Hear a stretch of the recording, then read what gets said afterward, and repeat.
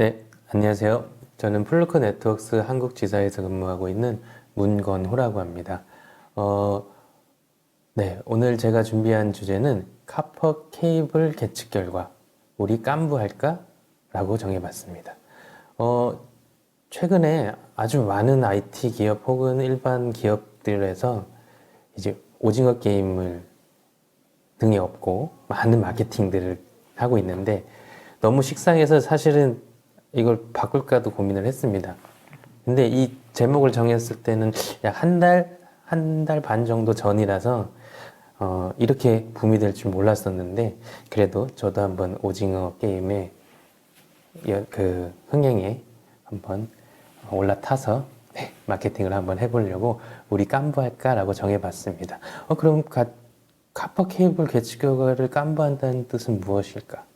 네, 오늘 준비한 저희 세미나를 잘 보시면 이 깐부가 좋은가 나쁜가를 한번 보실 수 있을 거라고 믿고 한번 시작을 해보겠습니다. 많은 분들이 아시겠지만 저희 플루크라는 브랜드, 저희 회사는 노란색 트레이드 마크를 쓰는 계측 전문 회사고요. 그 중에 플루크 네트워크스는 보시는 대로 이런 통신 케이블 계측기를 생산하고 연구 개발하고 있고요. 저희는 1992년부터 플루크 네트워크스의 이름으로 통신 케이블 계측을 했고 지금 2021년 그러니까 만 이제 29년 이제 내년이면 30년 차가 됩니다. 많은 케이블 계측기들이 있고요. 오늘은 주로 설명드릴 내용이 요 DSX라고 하는 케이블 어널라이저라고 부르는 인증 제품군에 대해서 설명을 드릴 거고 어떤 테스트를 해야 하는지까지도 설명을 드리겠습니다. 저희 플루크 네트워크스는 많은 고객들을 보유하고 있고 많은 부분의 이익을 연구 개발에 투자를 하고 있고요. 가장 이 장표에서 중요한 거는 이 Certified Technicians라고 하는 저희만의 계측기를 사용을 해서 그 케이블 테스트하는 것들이 그냥 하는 게 아닙니다. TIA라는 국제 표준의 테스트 방법들이 다 나와 있고요. 테스트를 어떤 걸 해야 하는지, 어떤 환경에서는 어떤 테스트를 해야 하는지에 대한 표준들이 있고, 그걸 오늘 설명드릴 거고요. 그러한 부분들을 교육을 해서 테크니션들이 시험을 봐서 자격증을 취득할 수 있는 그런 자격이 바로 CCTT라는 저희 자체 자격증이 있다는 걸 한번 설명을 드리려고 넣어놨습니다. 우선 카퍼 케이블이라고 하는 이 구리로 된 케이블을 테스트하려면 이제 구리 케이블에 대한 특징들을 알아야겠죠. 그래서 이론을 잠깐 설명을 드리겠습니다. 우리가 UTP나 STP, FTP라고 설명을 하는 케이블은 기본적으로 트위스티드 페어라고 해서 한글로 굳이 번역을 하자면 꼬여있는 쌍으로 된 케이블입니다. 꼬인 쌍선이라고도 하는데 발음이 상당히 어려워서 그냥 TP 케이블 혹은 트위스트 페어 케이블이라고 하시면 됩니다. IT에 계시거나 뭐 네트워크를 하시거나 서버를 하시거나 혹은 집에서 조금 인터넷에 관심이 있으신 분들은 이 트위스트 페어 케이블 한 번씩은 작업을 해보셨거나 끊어서 한번 보셨을 거예요. 이렇게 와이어들이 이렇게 꼬여있는 형태로 되어 있죠. 이 용어를 좀 설명드리면 와이어는 실제 통신이 이루어지기 위한 구리로 된 도체고요. 크로스 필러라고 하는 이 하얀색 부분은 각 페어 간의 간섭을 최소화하기 위해서 넣어놓은 케이블 내의 분리 장치라고 보시면 됩니다. 그리고 립코드라고 하는 것은 무엇이냐면은 케이블이 수직 케이블로 포설될 때 장력을 그러니까 중력에 의한 케이블의 무게를 버티기 위한 코드고요. 이 부분은 대부분 이제 나일론 실로 되어 있습니다. 피복은 뭐 요즘에 이제 카테고리 6는 대부분 파란색을 쓰고요. 5E는 회색을 많이 썼죠. 피복은 케이블의 외부 충격 혹은 외부의 환경으로부터 보호하는 저희가 요즘에 추워서 옷을 두껍게 입기 시작하죠. 네, 그런 옷이라고 보시면 됩니다.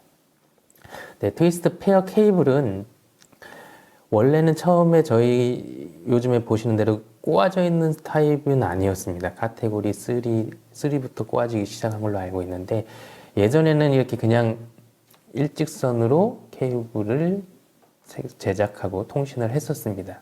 그래서 TX, RX에 케이블에 전기를 신어서 보내다 보니까 누화, 크로스토크라고 하는 전파가 인접한 페어로 간섭을 주는 현상이 발생이 됐고, 이 누화로 인해서 반대편 이제 RX 쪽으로 신호가 되돌아오는 그러한 현상들이 일어남을 발견을 했습니다. 저희 어렸을 때, 저희는 아니고 이제 MZ세대는 모를지 모르겠지만, 네, 40대 이상은 전화를 하다가 친구랑 전화를 하는데 옆집이나 아랫집의 전화 음성이 내 귀로 다시 들려요. 이거 혼선됐구나, 아니면 누가 이거 도청하는 거 아닌가라고 막 그런 걸 의문을 가졌던 시절이 있었는데, 알고 보니 이게 누화였던 겁니다. 케이블이 서로 피복이 벗겨진 채로 합선돼도 당연히 돌아오겠지만, 그게 아니라 전파로 인해서 누화가 된, 간섭이 된 형태가 바로 혼선이라는, 네, 전화하던 시절에는 그게 데이터 통신에도 일어나고 있는 거고요. 그러한 문제 때문에 데이터가 옆 케이블에 선을 주기 때문에 간섭 현상으로 인하여 올바른 데이터가 전송되지 못하는 상황들이 발생을 했습니다. 그래서 과학자들이 차동 신호라는 디퍼런셜 시그널을 케이블에 플러스 마이너스를 사용을 해서 전이차를 줘서 통신을 해보니 이 간섭 현상이 줄어든다는 것을 발견을 했고요. 이 줄어듦은 케이블이 가까울수록 줄어든다는 것을 발견을 했습니다. 그래서 이 케이블을 꼬아보자. 그래서 케이블을 꼬기 시작을 했고요. 꼬아서 똑같은 패턴으로 꼬우다 보니까 맨날 만났던 친구들끼리 만나니까 간섭이 그렇게 많이 좋아지질 않았어요. 그래서 한번 페어들마다 꼬임을 바꿔보자. 바꿔보니까 간섭이 상당히 줄어든 것을 발견을 했습니다. 그래서 페어들마다 꼬임의 정도가, 꼬임의 밀도가 달라집니다.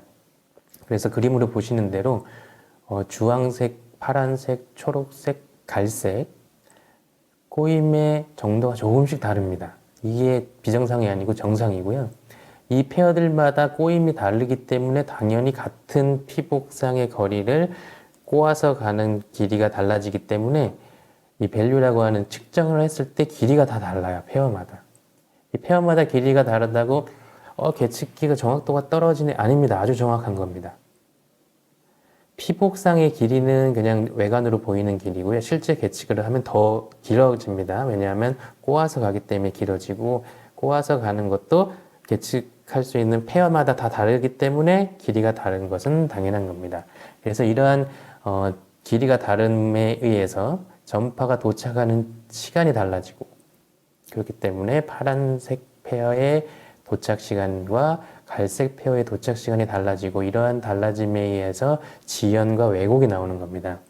이런 지연 왜곡은 표준으로 정해져 있기 때문에 우리는 걱정할 필요는 없어요. 왜냐하면 케이블 페어의 지연과 전파 지연과 왜곡 등을 다 계산해서 네트워크 장비가 패킷이나 데이터를 받아서 계산을 합니다. 케이블을 가끔 제작하실 때 아니 무슨 색깔이 뭐가 중요해, 어쨌든 같은 RX, TX만 맞춰주면 되는 거 아니야 라고 하고 그냥 조립하시는 분들이 많아요. 근데 그렇게 되면은 저희 계측기에서는 꼬임률이 다 계측기 안에 계산이 되기 때문에 페어의 순번이 색깔을 변경한 것까지 잡아냅니다. 왜냐하면 전파 지연 왜곡이 계산을 한 만큼 발생하지 않기 때문에 그런 부분들까지 정확하게 보고 잘못됐다는 걸 명확하게 표시를 해줍니다. 그래서 계측기에 색깔별로 제대로 연결이 됐는지까지 표시해주는 좋은 기능이 있습니다. 자, 우리 UTP, TP 케이블에서 가장 중요한 부분은 이제 RJ45 플러그를 종단 처리하는 부분인데요. 이 RJ45는 왜 RJ45일까요? 아주 간단합니다. 네, Registered RJ45. 45번으로 등록된 잭 타입이에요. 간단하죠. 저희 오징어 게임에서 가슴에 자기 1번부터 456번이었나요? 465번이었나요? 자기 번호가 있듯이 이 잭에도 그냥 자기 번호가 있는 겁니다. 45번 참가자예요. 등록된. 네, 그래서 RJ45는 그런 의미다라고 알아두시면 되고요. 각 페어는 이렇게 TIA에 568A 타입이 있고 B 타입이 있고요. 한국은 대부분 B 타입을 많이 씁니다. 이거를 서로 엇갈려서 종단점과 시작점을 하나씩 A와 B를 쓰면 크로스 케이블이라고 했고요. A와 A, B와 B를 썼으면 이제 다이렉트 케이블이라고 불렀던 것입니다. RJ45 플러그는 카테고리 5 E에서는 상당히 간단한 구조였는데 카테고리 6부터는 근단노화가 상당히 많이 발생을 합니다. 그 이유는 이따가 설명을 드릴게요.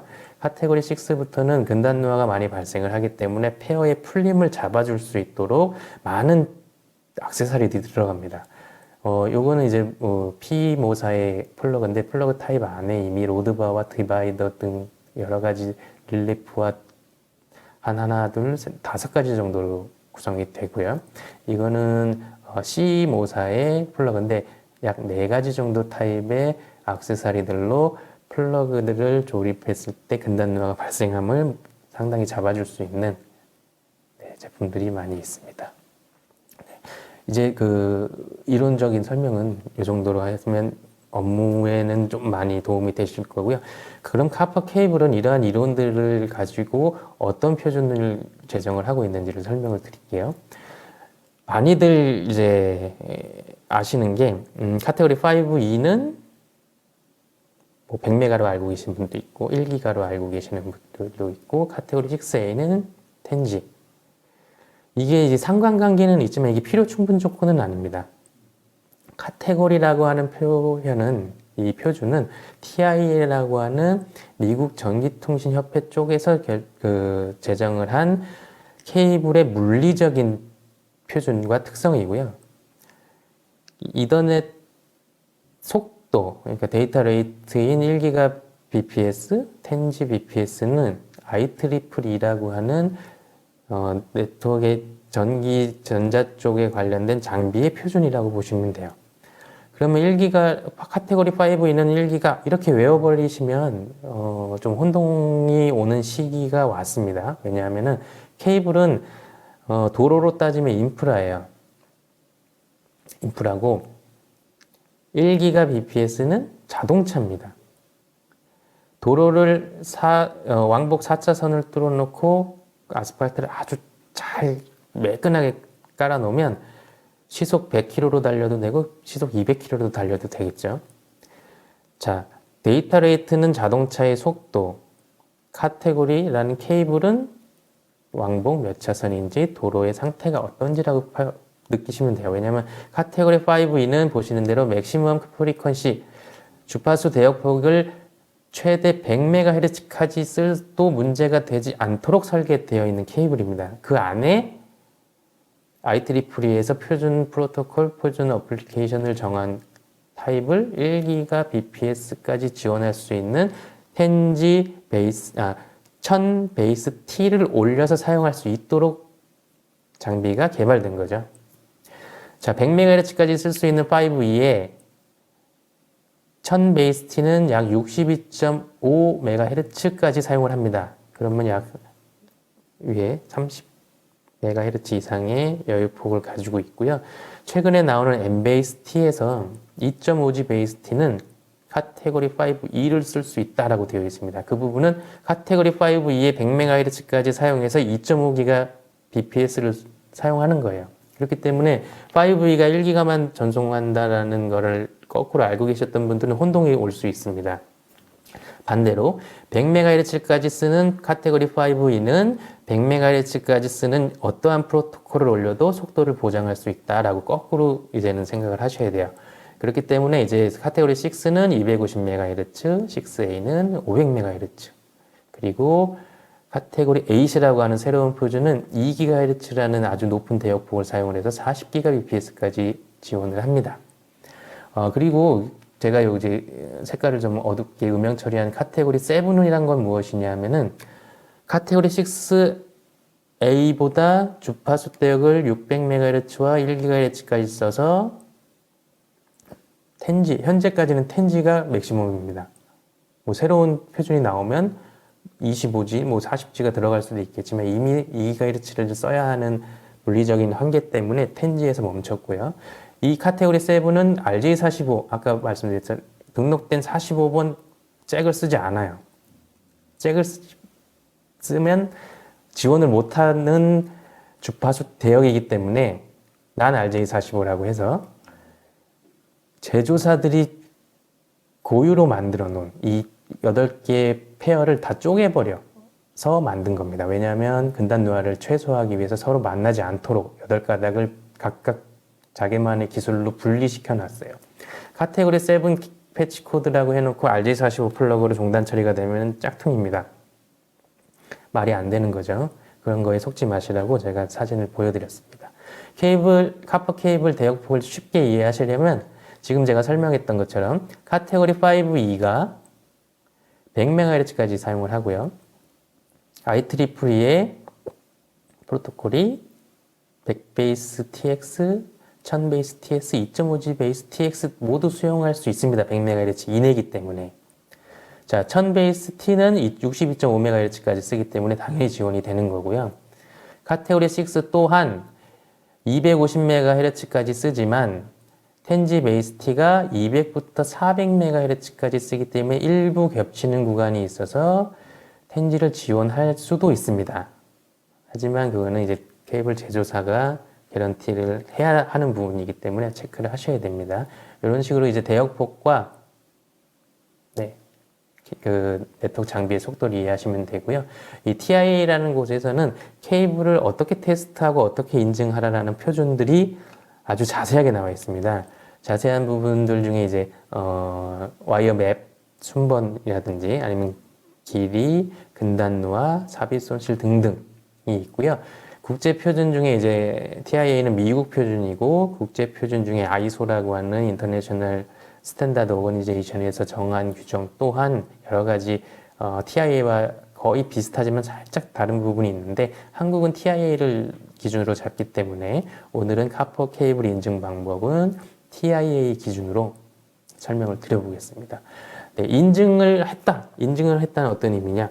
테스트 결과를 봤을 때 합격이라고 하는 이런 초록색 신호등처럼 합격이라고 표시되면 이 케이블링 구간은 카테고리 5이냐 카테고리 6냐를 인증할 수 있다는 거고요.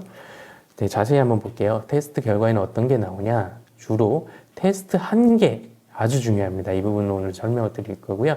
어떤 테스트를 통과했는지를 알려주는 거고 계측기가 교정을 언제 받았는지 계측기는 1년마다 교정을 받아야 됩니다. 그 계측기 교정 날짜가 나오고요.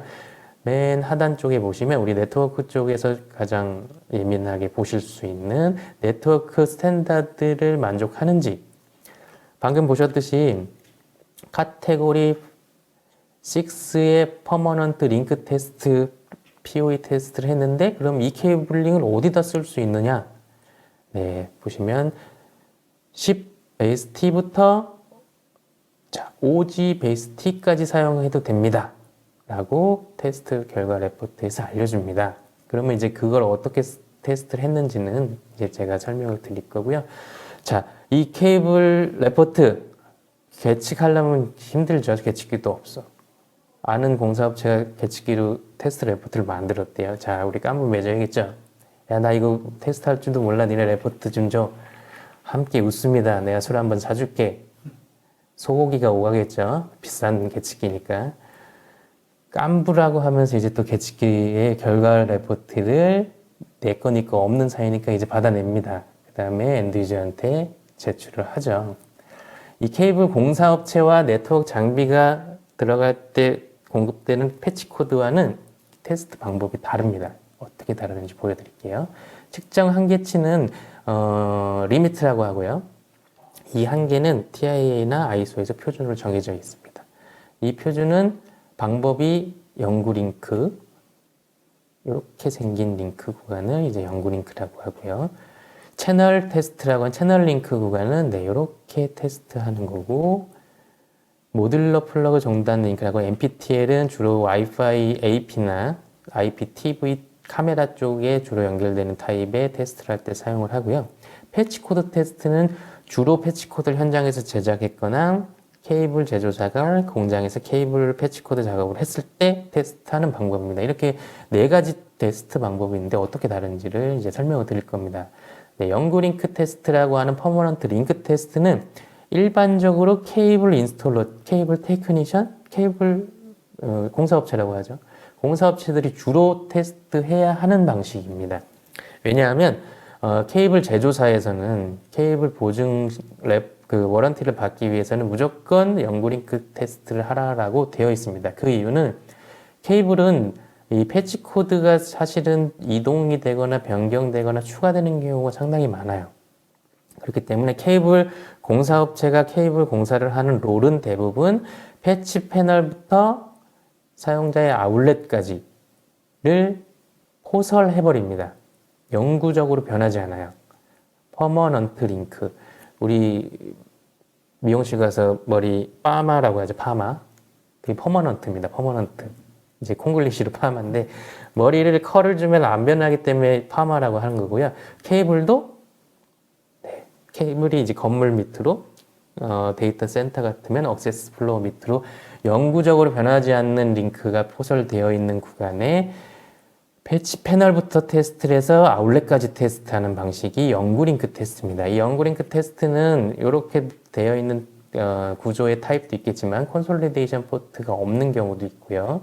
그 다음에 양 끝단에 패치 패널로만 되어 있는 데이터 센터의 구간처럼 되어 있는 경우도 연구 링크라고 하고요. 이 연구 링크는 우리가 사용자분들이 대부분 UTP 100m까지 통신하지 100m 테스트할 거야? 아닙니다. 얘는 90m까지 테스트를 합니다. 왜냐하면 패치 패널 혹은 아울렛에서 사용자 PC와 네트워크 장비와 연결되는 패치 코드가 추가로 들어가야 되기 때문에 양쪽으로 5m씩 잡아서 10m가 추가돼야 되는 여유폭을 가져야 되기 때문에 90m가 이 연구 링크 테스트의 한계값입니다.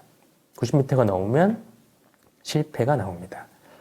이건 이제 채널 테스트, 채널 링크 테스트인 거고요. 채널은 방금 설명드렸던 거와 조금 다르게 이 패치 코드가 연결되어 있는 이큐먼트 코드와 사용자 단의 유저 코드가 연결된 모든 구간을 테스트하기 때문에 최대 100m. 근데 이 방법은 케이블 인스톨러가 사용하는 방식이 아니라고 하네요. 왜 그럴까요? 일반적으로 유저 코드는 사무실에 이제 벽부 아울렛에서 내 노트북을 연결한 코드는 영구적이질 않아요. 집에 케이블이 없네. 몰래 가져가기도 하고, 집에서 쓰던 케이블을 가져오기도 하고, 여유 있는 케이블 그냥 갖다 끼기도 합니다. 그렇기 때문에 이 채널 테스트에서는 이 이큐먼트 코드나 유저 코드가 변경되면 이 테스트 결과는 무효입니다. 다른 케이블이 꽂히는 순간 전 구간에 대한 통과했던 케이블 테스트는 무효가 돼요. 그리고 이 채널 테스트는 장비에 꽂히는 혹은 노트북에 꽂히는 이 RJ45 플러그는 계측 결과에서 제외합니다. 이 부분에 근단 노화가 많이 발생하는데 제외합니다. 제외하기 때문에 케이블의 시작점부터 반대쪽 케이블의 종단점까지만 테스트해요. 그리고 역시나 이큐먼트와 유저 코드를 다 포함하기 때문에 최대 100m를 테스트 결과로 포함을 하고요. 크로스 커넥터, 인터커넥트 사용하는 이제 그 구조는 좀 다르지만 유저 코드와 이큐먼트 코드를 테스트 결과에 반영한다. 그리고 종단점에 있는 넥스트 값, 근단 노화 값은 테스트하지 않는다. 이게 가장 중요한 핵심입니다. 이것도 또한 데이터 센터에 주로 사용하는 패치 패널과 패치 패널 사이의 채널 테스트고요. 공사업체가 보통은 채널 테스트를 하기 위해서 패치 코드를 아주 좋은 걸 가지고 다니는 경우가 많아요. 왜냐하면 마진 값을 많이 주기 위해서 그러면서 패치 코드 계속 이동하면서 테스트를 합니다. 이런 테스트는 사실은 무효입니다. 왜냐하면 테스트 결과에 이 코드들이 포함되기 때문에 이게 이동되는 순간은 다시 테스트를 하셔야 된다고 보시면 돼요. 자, 그러면 이 모듈러 플러그 종단이라고 아까 말씀드렸던 게 있는데 이거는 연구 링크와 채널 테스트와 패치 코드 테스트를 좀 합쳐 놓은 거예요. 왜냐하면 최근에 천장에 IP 카메라나 AP들을 많이 설치를 하면서 천장에는 아울렛을 설치하거나 패치 패널을 설치하지 않고 그냥 바로 모듈러 플러그로 종단해 버립니다. 그렇기 때문에 아까 채널 테스트는 모듈러 종단에 있는 RJ45 플러그의 근단 노화를 테스트하지 않는다고 했죠. 그리고 시작점은 패치 패널이 되기 때문에 패치 패널 구간은 영구링크 아답터를 사용을 하고요. 마지막 종단에는 채널 아답터가 아니라 패치 코드, 즉 RJ45 플러그의 근단 노화까지 테스트하는 패치 코드 아답터를 써서 패치 코드에 RJ45 플러그까지 테스트하는 방법이 NPTL입니다. 자, 이것도 NPTL이기 때문에 패치 패널과 이퀴먼트 혹은 장비나 뭐 서버나 여러 가지 장비들이 연결되어야 하기 때문에 패치 코드가 최대 10m까지 추가로 연결될 수 있도록 이 테스트의 최대 지원 거리는 90m입니다. 네, 테스트 시작되는 지점을 잘 보셔야 이 채널 테스트, 연구링크 테스트, NPTL 테스트, 패치 코드 테스트가 뭐가 다른지를 좀 쉽게 아실 수 있을 겁니다. 자, 이 방금 설명된 NPTL은 시작되는 지점이 인터커넥트가 되어 있는 패치 패널에서 시작해서 중간에 컨솔리데이션 포트나 아울렛이 있을 수도 있고요. 장비가 연결되는 IP 카메라나 AP가 연결되는 최종단의 RJ45 플러그 근단 노화까지 테스트를 합니다. 그렇기 때문에 이제 AP를 설치하시거나 아니면 IP 카메라를 설치하시는 공사업체는 이 NPTL 테스트를 하셔야 올바른 테스트를 하셨다라고 할 수 있습니다. 우리 깜범해졌으니까 연구링크 케이블 테스트한 거 받아다가 AP 공사하시고 제출하시면 안 된다는 겁니다. 네, NPTL 테스트는 이렇게 패치 코드 아답터를 별도로 사용을 해서 패치 코드가 꽂히는 이 부분의 근단 노화까지 테스트를 해야 합니다. 자, 그럼 패치 코드는 어떻게 테스트를 해야 할까요? 패치 코드를 테스트하려면 사실은 이런 계측기에 기본적으로 제공되는 아답터가 아니고 별도 구매를 하셔야 돼요.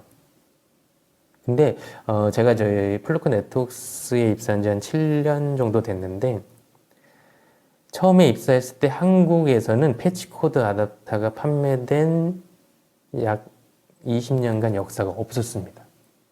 그래서 본사에서 왜 한국은 유독 패치 코드 아답터 판매가 없느냐 라고 해서 제가 알아보니까 잘못 알고 있었던 거예요.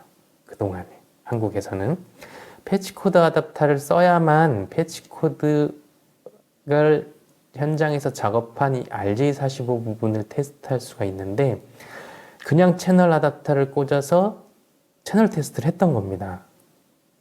자, 그럼 채널 테스트를 했을 때는 어떤 상황이 발생되냐? 패치 코드에 RJ45 플러그를 작업해 놓고 이 작업을 플러그 테스트를 제외하기 때문에 그냥 케이블만 테스트한 거예요. 그래서 이거는 패치 코드를 위한 유효한 테스트가 유효한인데 유효한이라고 오타가 났네요. 오늘 보이네요. 이게 참 어제도 안 보였는데 네, 유효한 테스트가 아닙니다. 이건 그냥 케이블만 딱 테스트한 거예요. 거기다가 채널 테스트는 아까 중간에 접속 지점들이 있기 때문에 케이블 패치 코드 테스트보다 채널 테스트의 측정 한계값이 상당히 여유롭습니다. 상당히 러프하기 때문에 패치 코드를 그렇게 테스트하면 웬만하면 그냥 다 통과 나와요. 근데 이 채널 테스트를 하지 않고 정확하게 패치 코드 테스트를 하면은 동일한 케이블 테스트에도 이렇게 빨간색으로 실패가 나오는 경우가 아주 허다합니다. 제가 오늘 데모에서 보여드릴 거예요. 채널 테스트와 패치 코드 테스트를 했을 때 결과값이 어떻게 달라지는지. 자, 이 패치 코드 아답터는 말씀드렸듯이 이 패치 코드가 연결되는 RJ45 플러그의 종단 부분을 테스트하지 않기 때문에 테스트 결과가 아주 러프하게 잘 나옵니다.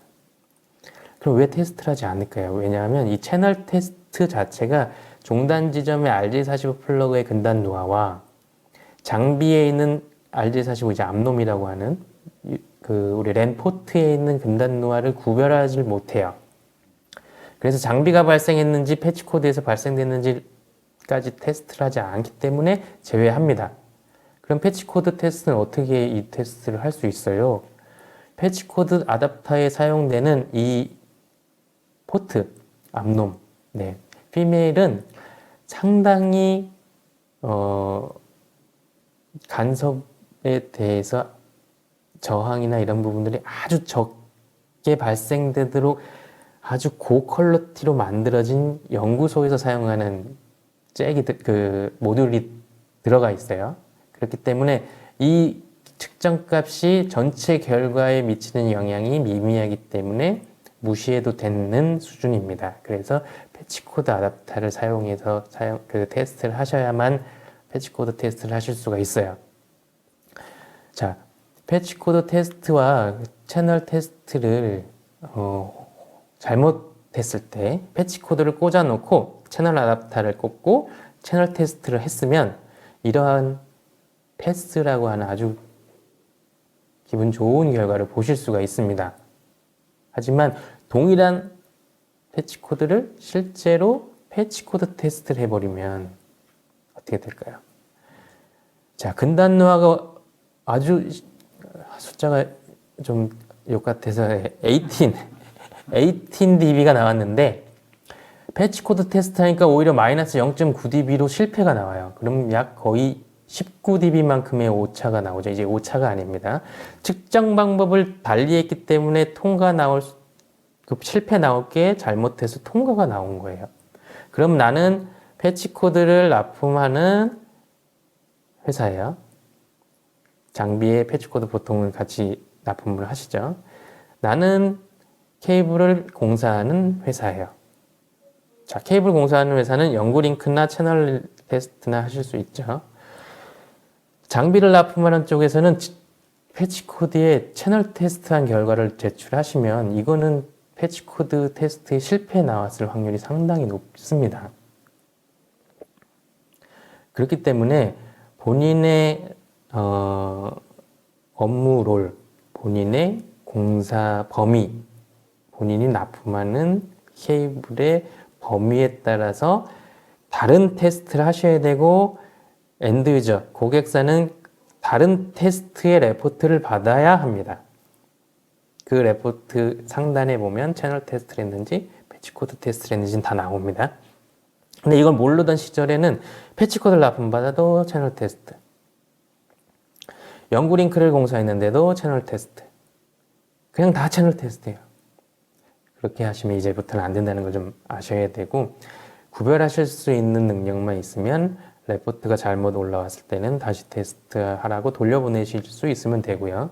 공사하시거나 패치 코드를 납품하실 때는 반드시 테스트를 하셔야 된다는 것을 좀 알아두시면 좋을 것 같습니다. 그래서 제가 방금 보여드렸던 채널과 패치 코드 테스트 결과가 어떻게 달라지는지를 설명을 드리도록 하겠습니다. 네, 아까 설명드렸듯이 이제 데모 시연을 할 거고요. 오늘 보여드릴 데모 시연은 채널 테스트 결과에서 통과된 패치 코드를 정말 사용해도 문제가 없는지, 패치 코드로 따로 사용해도 문제가 없는지를 패치 코드 테스트를 한번 둘 다 비교해보는 시간을 가질 거고요. 준비된 패치 코드는 좀 유명한 외국계 제조사의 패치 코드와 흔히들 구하실 수 있는 인터넷, 내돈내산으로 산 케이블입니다. 둘 다 카테고리 6라고 하는 표준을 만족한다고 제품 표지에 써 있었고요. 요거는 진짜 새로 산 거예요. 그래서 새로 뜯고 테스트를 해보겠습니다. 일단은 채널 테스트를 먼저 해볼게요. 채널 테스트를 하기 위해서 이러한 연구 링크를 제가 임의로 만들어 놓은 패치 패널과 연결을 하겠습니다. 연결을 하고 이 패치 패널과 또 카테고리 6 케이블로 연결을 하겠습니다. 자, 연결을 해서 이제 채널 테스트를 할 거고요. 채널 테스트 하려면 이 계측기에서 사용 한계값을 측정 한계치를 보시면 이제 TIA 표준의 카테고리 6 카테고리 6 채널 테스트를 하겠다라고 저장을 하고 테스트를 눌러보겠습니다. 테스트를 카테고리 6 기준으로 테스트를 하면은 한 4초에서 5초 정도 걸리고요. 이제 분석 기능까지 제가 포함을 하면은 한 7초에서 8초 정도 걸린다고 보시면 됩니다. 이제 결과가 나올 때가 됐고요. 네, 결과는 통과 초록색으로 아주 좋게 표시되어 있고 성능에 보시면 이 근단노화 값을 잘 보시면 4.5dB만큼 높아서 이 채널 테스트는 통과했다라고 나옵니다. 자, 그러면 이 채널은 아무 문제 없어요. 요 채널 그대로 내가 노트북을 연결하고 내가 네트워크 스위치를 연결하면 사용해도 됩니다. 근데 이 패치 코드 하나를 띄워서 다른 데 쓰려고 해요. 그러면 지금 테스트한 채널 테스트의 결과는 일단 무효입니다. 다시 꼽지 않는 한은. 자, 그럼 이 패치 코드를 테스트하기 위해서 전용 아답터인 패치 코드 아답터로 바꿔 끼고 카테고리 6의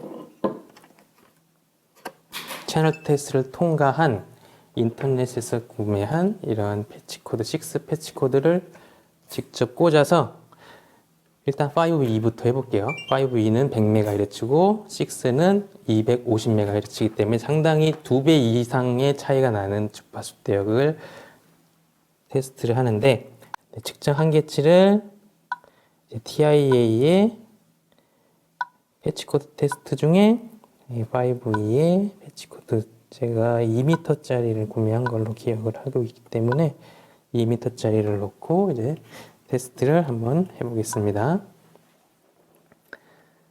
패치 코드 테스트는 이제 근단노화, 이 패치 코드가 연결되는 이 플러그 RG45 플러그의 근단노화와 반사 손실을 테스트하는데 지금 아주 좋지 않은 소리가 났죠. 보시면 아까 6에도 통과했던 채널 근단노화가 5E 패치 코드임에도 불구하고 근단노화는 요거는 현재는 통과를 했고 반사 손실이 오히려 실패했어요. 이 패치 코드에서 발생되는 반사 손실은 국제 표준인 패치 코드 5E의 표준 중에 그 반사 손실이 현재는 미치지 못하는 겁니다.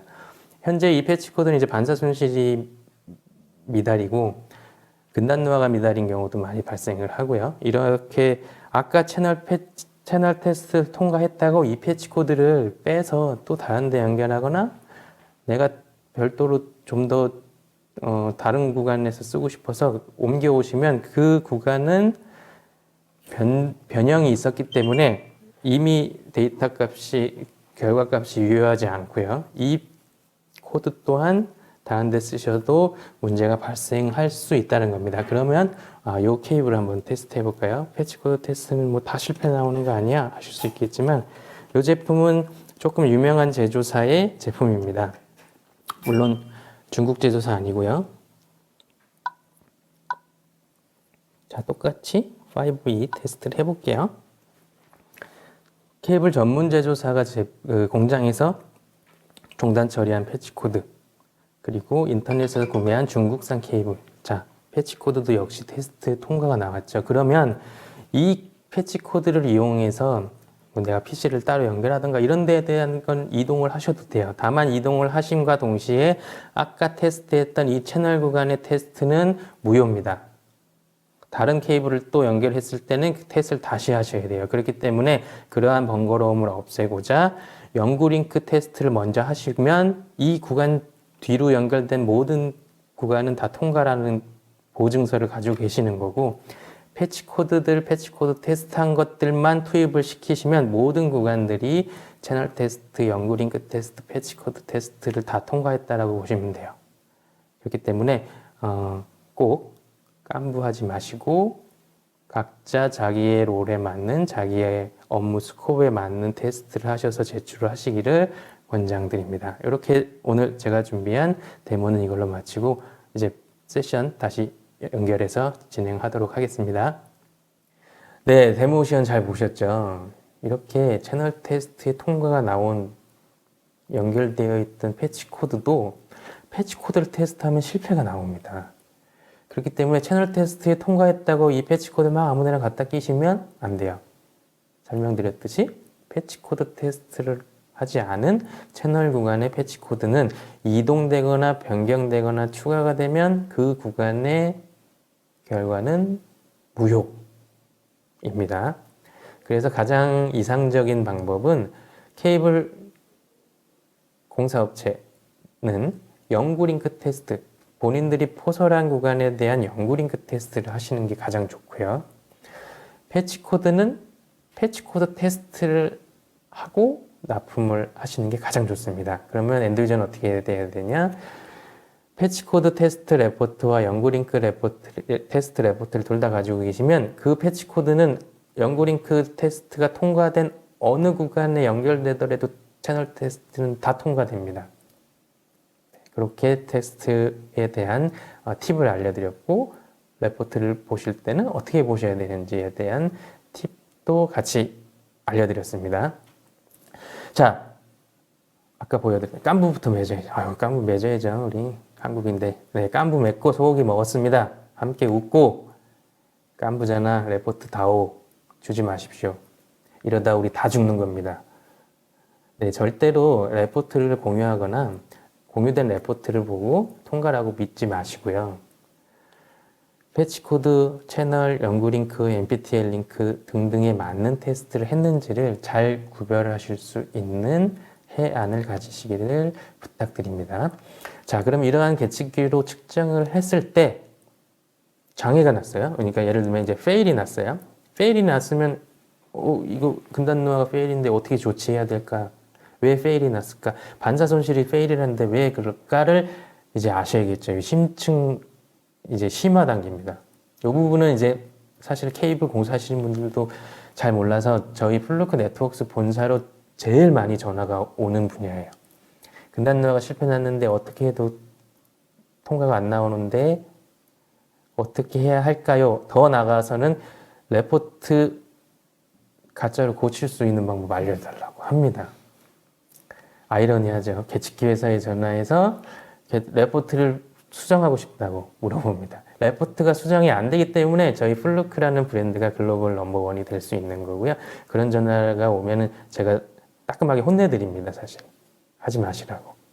자, 어떻게 분석을 하는지 알려드릴게요. 삽입 손실은 간단하게 설명을 드리면 케이블 내에서 신호가 감쇄되는 거예요. 멀어질수록. 왜 발생하냐? 저항 때문에.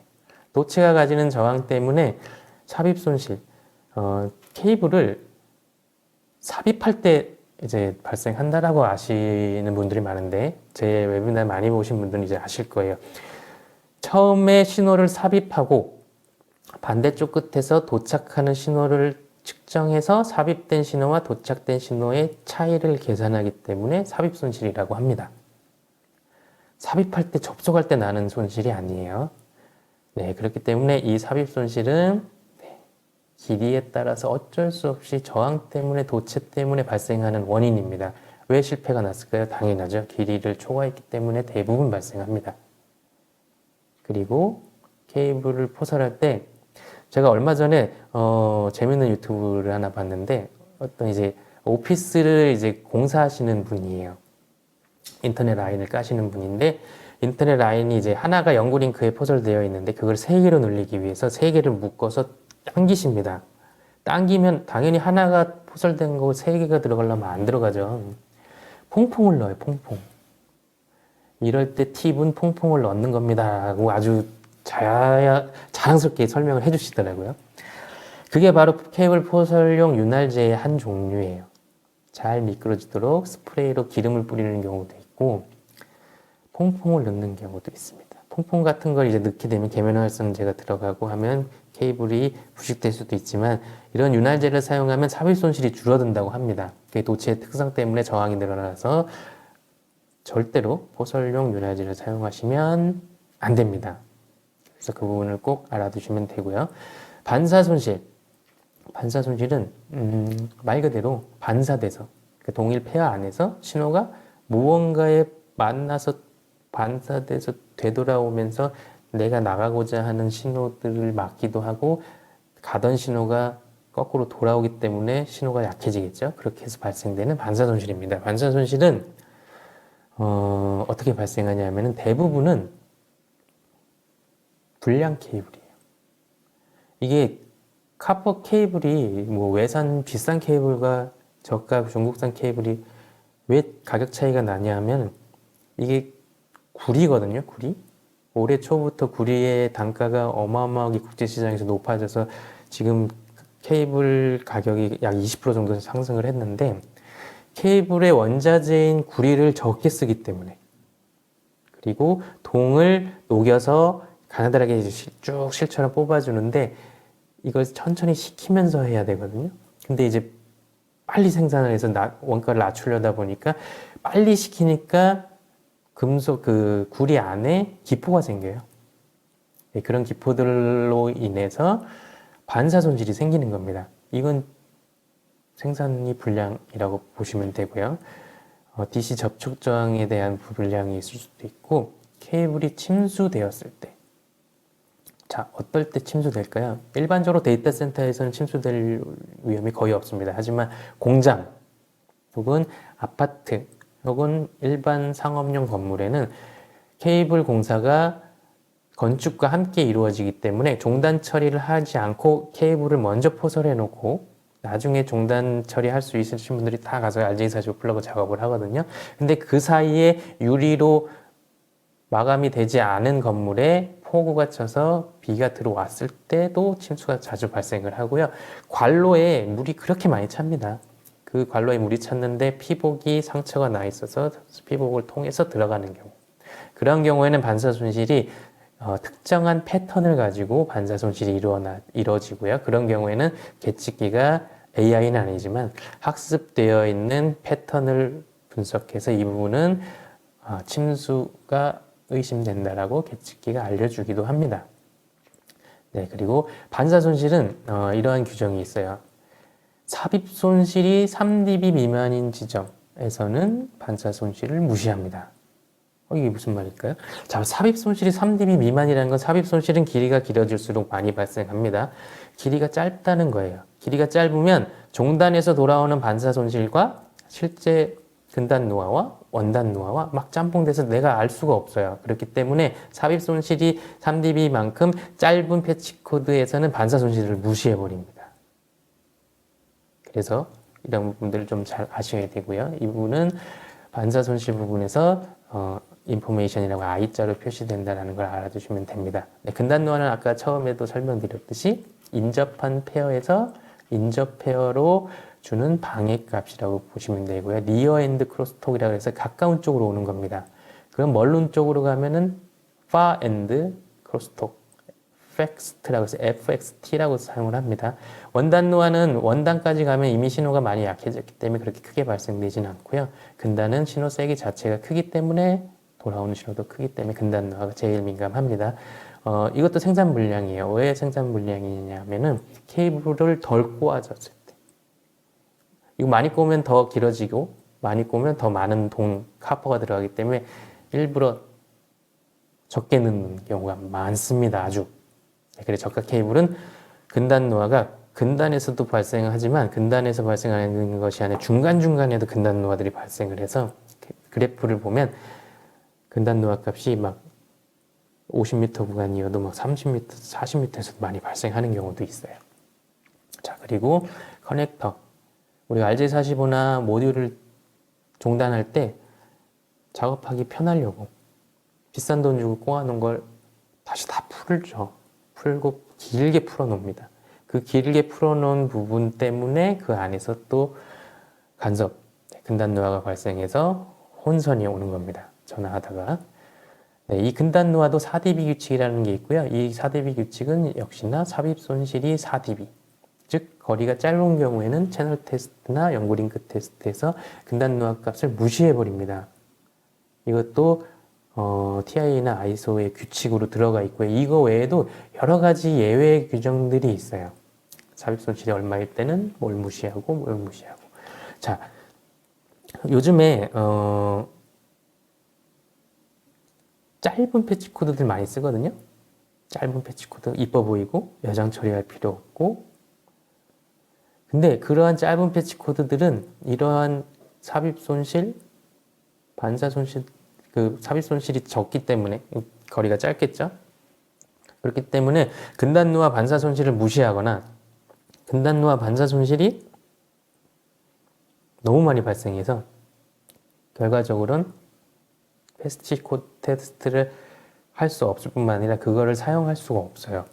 패치 코드는 국제 표준이 최소 길이가 50cm입니다. 50cm 미만은 권장하지 않고 50cm 미만은 테스트를 할 수도 없어요. 계측기에서 50cm부터 테스트를 할 수 있습니다.